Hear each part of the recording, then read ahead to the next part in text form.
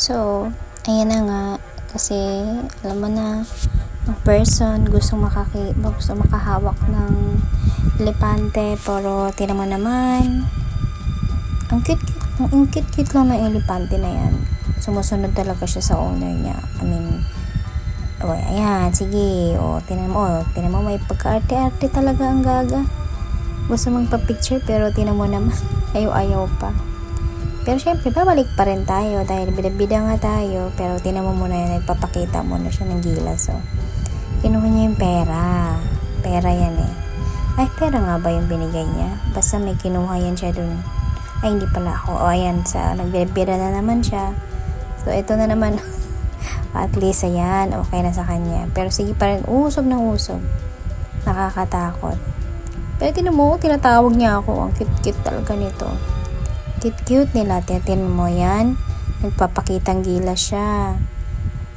Pagkain daw. Bigyan daw siya ng pagkain. Ayan. Tinan mo yung nakita mo yan. Pera yan. Binigyan siya ng pera. Ang galing-galing niya. Tinan mo. Syempre, dahil nagpera. Ito naman ay sa ibang lugar na tayo bigla.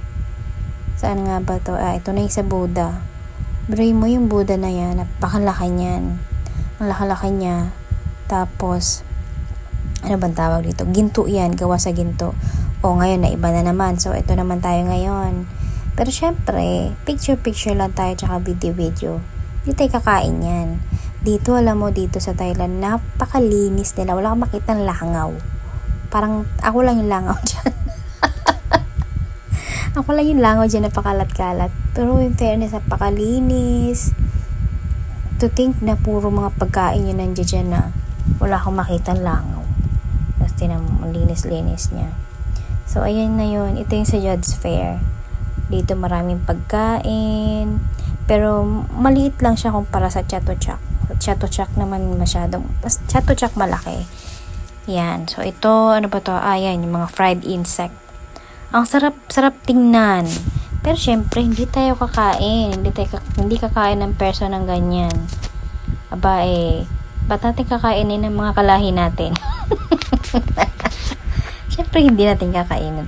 Ay, ito, yan, ang masarap tangulo. Tapos, tinan mo yung phone ko. Pa-flicker yan. Ang arte-arte na pa-flicker. Ay, yung mango. Alam mo yung mango sticky rice na yun. Napakasarap talaga. Yun lang.